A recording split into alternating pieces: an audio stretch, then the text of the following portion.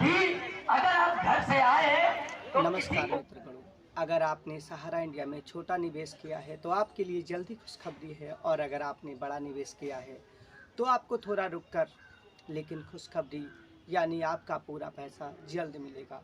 भारत सरकार की पहल पर सहारा सीआरसी खाते में भुगतान की प्रक्रिया शुरू कर दी गई है। ये प्रक्रिया बहुत जल्द पूरी कर ली जाएगी। अभी केवल सभी निवेशकों को, जो भी छोटे हैं, उन्हीं तबकों को ध्यान में रखकर 10,000 रुपये निवेश राशि वापस की जा रही है।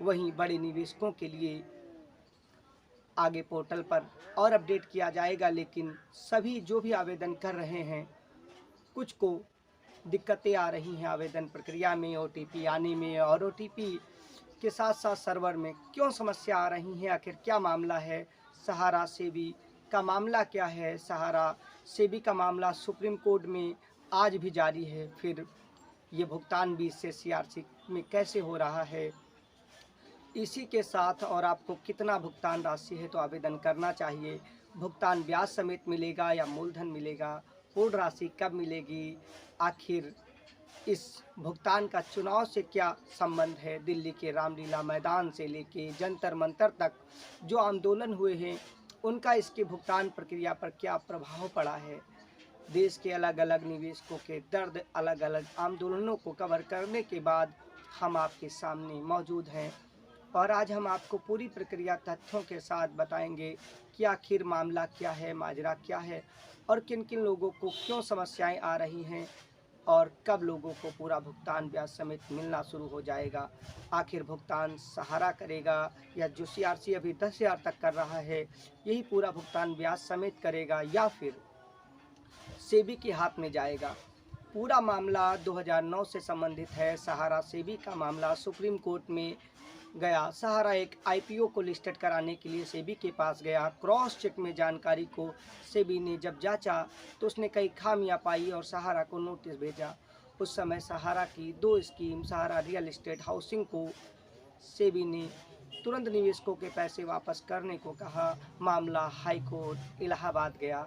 इलाहाबाद में भी सेबी ने अपना पक्ष रखा और सहारा को झटका लगा। मामला सुप्रीम कोर्ट गया। सुप्रीम कोर्ट ने कहा कि सेबी के कहने के अनुसार सभी निवेशकों को सहारा को पैसे वापस करने होंगे, यानी उनका पैसा वापस करे या CRC SEBI security exchange board of India को दे। तब से अब तक, यानी 2012 के बाद से 2022 तक सहारा ने 24,912 करोड़ रुपए सीआरसी सहारा सेबी खाते में दिया है, जो कि न सेबी यूज कर सकती है न कि सहारा। और सहारा की कई संपत्तियों को उस पर एम्बार्गो लगा दिया गया, यानी सहारा उस बीच संपत्ति नहीं बेच सकता। सहारा से जो भुगतान सेबी को गया, सेबी ने 500 से अधिक अखबारों में आवेदन दिए और भुगतान हुआ 138 करोड़ रुपए। 24,912 करोड़ में से जो शेष पैसा पड़ा हुआ था, ये मामला सुप्रीम कोर्ट में लंबा खिंचा।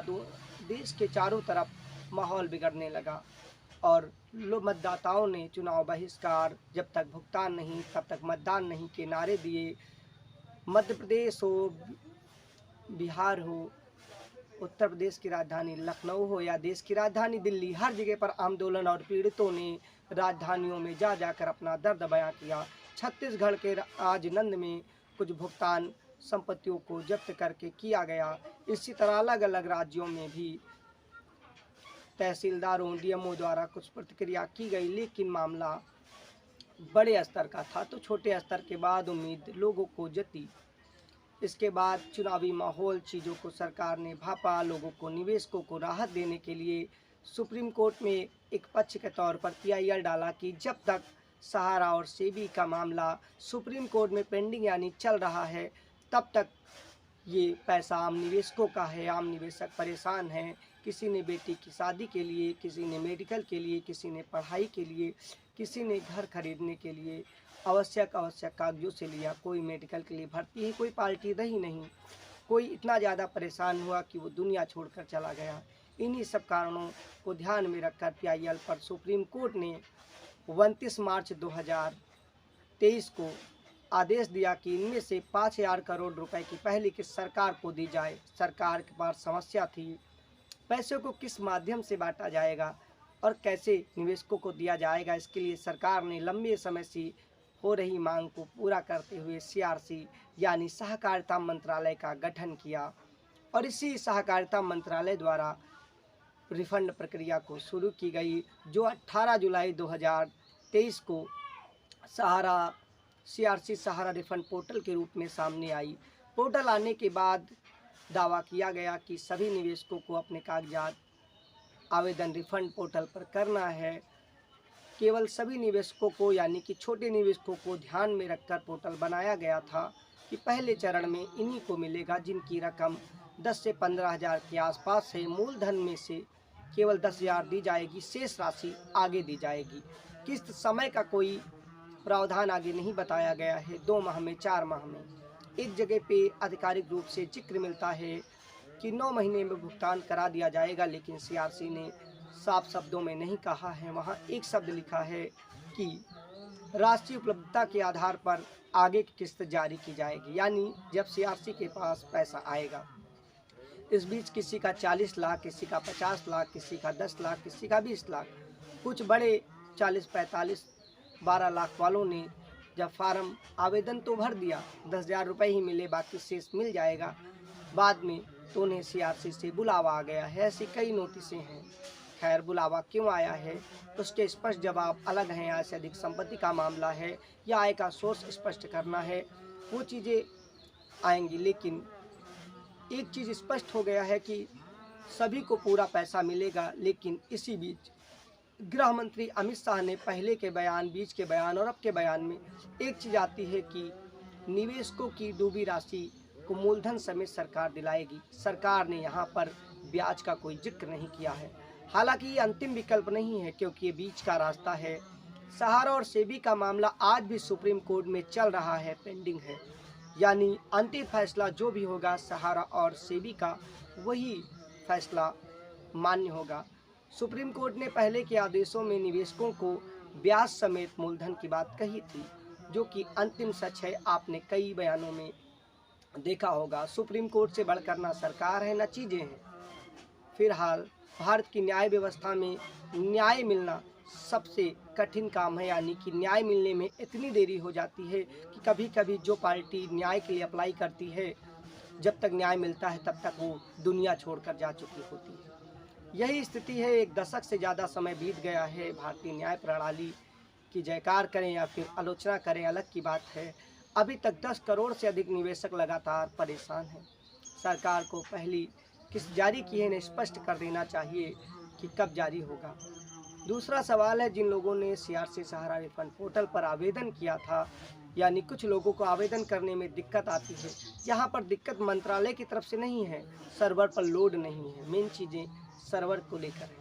सर्वर का मतलब आपको हम सीधे शब्दों में समझाएं तो यानी कि आपके घर में एक दरवाज़ा लगा है, दरवाजे से 10 लोग आ जा सकते हैं और अचानक 25 लोग या 30 लोग आने जाने लगे, यानी कि उसकी लिमिट से ज़्यादा, तो जाहिर सी बात है धक्का मुक्की होगी। हो सकता है कोई ना निकल पाए। जो जबर होगा, ताकतवर होगा, यानी जिसकी ताकत ज़्यादा होगी, वो जोर लगाकर धीरे धीरे सही लेकिन आगे जाएगा। लेकिन जाम की स्थिति में लिमिट से कई गुना ज़्यादा हो जाने पर दिक्कत आ जाती है, यानी सर्वर पूरी तरीके से ठप हो जाता है। और अगर 10 जगह लोगों के बजाय अगर 12-13 लोग जाएंगे तो निकलने में थोड़ी दिक्कत होगी, लेकिन निकल जाएंगे तो उस स्थिति में स्पीड डाउन हो जाती है। तो सर्वर की यही समस्या है। सर्वर की लिमिट लगभग 1 लाख की है। एक साथ देश में 10 करोड़ निवेशक हैं और 4-5 लाख जब एक साथ भरने लगते हैं तो सर्वर में ये समस्या आम है। सरकार को बड़ा सर्वर लेना चाहिए था, जिस तरीके से फेसबुक, इंस्टाग्राम, ट्विटर लेते हैं। खैर, वो सरकार की अपनी टेक्निकल विभाग की नीतियां हैं। अगर सर्वर बड़ा होता तो दिक्कतें ना होती। आपको अगर भरना है, इसीलिए कभी सर्वर पे ज़्यादा लोड है तो आपकी OTP फंस जाती है, चीज़ें फंस जाती हैं। तब आपको उस समय का चुनाव करना चाहिए जिस समय आपको मालूम होना चाहिए। देश में कंप्यूटर या कैफ़े खुलने की एक निश्चित टाइम है, सुबह 7-8 बजे के बाद से रात में 9 बजे तक।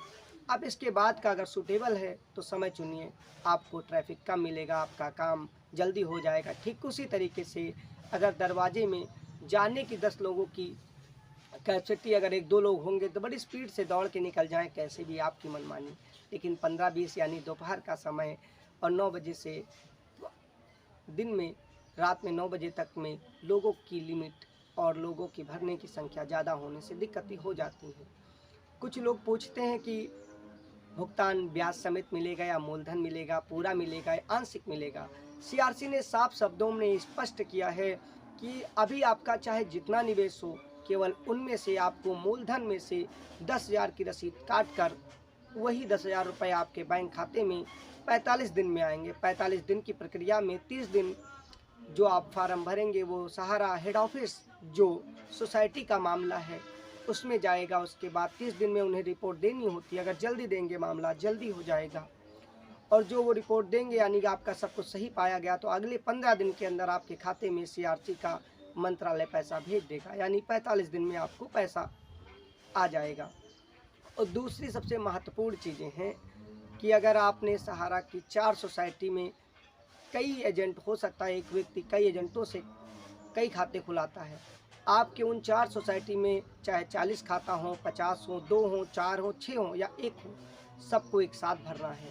पहली है सहारा रियल एस्टेट सोसाइटी, सहारा हाउसिंग, सहारियन सोसाइटी और सहारा मल्टीपर्पज़ सोसाइटी। इन 4 सोसाइटी का जितना भी आपका एक नाम से बंड है एक ही बार में भरा जा सकता है, क्योंकि आधार से दोबारा आपका अपडेट नहीं लिया जा सकता है। आपको भरने के लिए क्या करना होगा आपके नीचे वीडियो में देख सकते हैं, क्योंकि भरना आधार से है तो आधार का मोबाइल से लिंक होना अनिवार्य है। उसके बाद आपका पैसा अभी मूलधन से आएगा। स्पष्ट है कि आगे ब्याज समेत मिलेगा नहीं मिलेगा ये निर्णय होगा सुप्रीम कोर्ट से, क्योंकि इसका मूल मामला आज भी सेबी और सहारा के बीच का सुप्रीम कोर्ट में चल रहा है। सीआरसी लोगों को चुनाव से पहले बीच में राहत देने के लिए माध्यम बना है। ठीक उसी तरीके से देश में अलग अलग माहौल राजनीतिक पार्टियों के हित से बाहर जा रहा था, निवेशक परेशान थे, तो इन्होंने कहा जब तक आपका फैसला आएगा, पीड़ितों का रुपया है जो वेरीफाई करेंगे, प्रमाणित करेंगे, उनका पैसा कम से कम कुछ राहत को दे दिया जाए। यानी कि साफ साफ कहा जाता है ना, अगर कोई डूब रहा है तो थोड़ा भी मिल जाए तो उसको राहत होती है। किसी प्यासे को बिल्कुल पानी ना मिलने की अपेक्षा कुछ पानी मिल जाने से कुछ दिन वो चलेगा, बाद में जब निर्णय हो जाएगा जिस पक्ष में जाएगा। एक कंडीशन है कि पैसा तो सबको मिलेगा, चाहे सेबी भुगतान करे, सीआरसी भुगतान करे या फिर सहारा करे। अधिकतर चांस है सहारा की, क्योंकि सेबी की एक लिमिटेड संख्या में लोग हैं जो भुगतान कर सकते हैं। आज तक वो पल्स वाला भुगतान कर नहीं पाए हैं, क्योंकि 15,000 तक की वो बात करते हैं। पल्स में दिक्कत ये है कि पल्स वाले निवेशकों को किसी को पैसा मिला है, किसी को नहीं मिला है, और इससे लोड और पड़ जाएगा। सीआरसी में जस्टिस JR लोढ़ा कमेटी की अध्यक्षता में सुप्रीम कोर्ट ने पैसा दिया है, यानी सरकार से अलग जस्टिस निर्णय इसका करेंगे और यही की निगरानी में रिपोर्ट सुप्रीम कोर्ट को जाएगी। अलग अलग संस्था, अलग अलग सोसाइटी का जो पैसा लोगों का है वो उन्हें मिलना तय है। अभी अगर आप समझदार हैं तो आपको लगना चाहिए कि छोटे निवेशकों के लिए पोर्टल पर प्रावधान किया गया है। 10 से 15,000 जिनका वो भर दें, 10,000 उनका मूलधन आ जाएगा। शेष अगली किस्तों में जब उपलब्ध होगा मिलेगा। हो सकता है अभी लिमिट बढ़ाई जाए कि अभी 10,000 मिलता है, कल को कुछ लोगों को आक्रोश है, दिक्कत है, आंदोलन की राह पर हैं, 50,000 से 1 लाख वालों का जब भुगतान शुरू होगा तो उनका ज़्यादा अमाउंट मिले। हालांकि ये कोई लोग कह रहे हैं कि केवल 10,000 मिलेगा, शेष नहीं मिलेगा, ये कोरी अफवाह है, भ्रामक सूचना है, क्योंकि सीआरसी ने निश्चित किस्त की बात कही है। निश्चित किस्त का मतलब आगे आपका मूलधन या जो पैसा है वो मिलेगा। ब्याज पर अभी संशय, क्योंकि सभी लोगों को पैसा मिल जाने के बाद राशि ब्याज समेत मिलेगी। हम कहने को तो कह दें, लेकिन किसी भी डॉक्यूमेंट में स्पष्ट शब्दों में नहीं कहा गया है कि ब्याज समेत। हालांकि सहारा के पास पैसा भुगतान के लिए देने से सबकी दिक्कत हल हो जाएगी। सरकार को भी गौर करना चाहिए कि ये डूबी राशि नहीं है, क्योंकि जिसके पास संपत्तियां मौजूद हैं, जो भागा नहीं है, जिसका मालिक जेल में जाने के बाद पैरोल पर बाहर है, जमानत पर नहीं है, तो उसका लिक्विडेशन यानी कंपनी समाप्त करके ही पीड़ितों को पूरा पैसा सरकार को देना चाहिए। कैसे भी तरीके से देश का पीड़ित निवेशक है उसका हित ध्यान रखने की ज़रूरत है। जब सहारा की शुरुआत हुई थी, जिन निवेशकों ने 2000 की राशि से शुरू किया था उनका भुगतान हो गया था, यानी इसमें किसी अन्य का पैसा नहीं है। इसी से परेशान ऐसा नहीं है कि 10 करोड़ केवल निवेशक परेशान हैं, 12 लाख से ज़्यादा सक्रिय कार्यकर्ता और कई लाख कर्मचारी भी परेशान हैं, जिनके बीवी बच्चे परिवार हैं। जो सीधे जुड़े हैं वो आज रोड पर आ गए हैं। देश में हर किसी के कल्याण को ध्यान में रखकर वैध तरीके से पैसे दिलाने की ज़रूरत है, ताकि किसी को दिक्कत ना हो। भारत सरकार को गौर करना चाहिए, नीति निर्माताओं को गौर करना चाहिए कि सहारा के एक एक पीड़ित का एक एक रुपया ब्याज समेत देने का प्रावधान करें, अन्यथा देश में बैंकिंग सिस्टम से लोगों का विश्वास उठ जाएगा। पैरा बैंकिंग चिट फंड का अगर भुगतान दिलाने की कैपेसिटी सरकारें नहीं रखती हैं तो उन्हें ऐसी चीज़ों को लाइसेंस भी नहीं जारी करना चाहिए। सहारा अकेला मामला नहीं है, PSL, टोबो रिटेल मार्केटिंग समेत बहुत से, एक गुजरात की यानी जहां प्रधानमंत्री का गृह नगर है, अमित शाह जी वहां के हैं, वहां की आदर्श सोसाइटी, आदर्श क्रेडिट सोसाइटी लिमिटेड है, जिसके कई जगह पर लोग नेता भी मिल जाएंगे। काफ़ी लोगों का फंसा है, बहुत सी ऐसी कंपनियां हैं देश में जिनका पैसा बहुत ज़्यादा फंसा हुआ है। हर पीड़ित को न्याय की ज़रूरत है, उसे समय पर भुगतान मिले। सरकार को 3-5 राजनीति के बजाय लोगों के भुगतान को सुनिश्चित करने की नीति अपनानी चाहिए।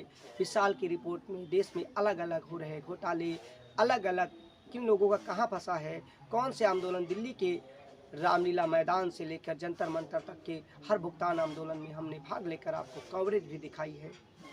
वो अलग की बात है, फाइनेंशियल स्थिति लगातार डाउन होती जा रही है, कोई बात नहीं है, हम लगातार स्थितियों पर नज़र बनाए हुए हैं। बहुत जल्द आपको लोकसभा सीटों के चुनाव का समीकरण भी मिलेगा। अगर आपको फाइनेंशियल रिकॉर्ड या आप पीड़ित हैं तो आप कमेंट करके बताइएगा, हम लगातार आपकी आवाज़ उठाते रहेंगे। विशाल की रिपोर्ट पर आपको ऐसे ही निष्पक्ष तथ्यपूर्ण जानकारियाँ मिलती रहेंगी। जय हिंद, जय भारत माता की। अगर आप हमारे बारे में जानना चाहते हैं तो हमने पत्रकारिता में कई सर्टिफिकेट कोर्स और मास्टर डिग्री में फर्स्ट डिवीज़न से 3 यूनिवर्सिटियों से उत्तीर्ण किया है। इतनी जानकारी आपके लिए काफ़ी है कि हम आपके लिए तथ्यपूर्ण लाते हैं। कई टीवी चैनल और अखबारों के एक्सपीरियंस के बावजूद हम स्वतंत्र राह पर यानी निष्पक्ष आवाज़ के साथ विशाल की रिपोर्ट अपने चैनल पर लेकर आ रहे हैं, ताकि हम आपकी आवाज़ उठा सकें। अन्यथा हम किसी चैनल में या किसी की गोदी में बैठकर या किसी पार्टी के फंड पर बैठकर कमाई कर सकते थे, लेकिन हमने पत्रकारिता में स्वतंत्र पत्रकारिता की राह पर कदम बढ़ा दिए हैं। जब तक आपका सपोर्ट जारी रहेगा, जारी रहेगी पत्रकारिता में झुकना कबूल नहीं है, बेशक हम न रहें। जय हिंद।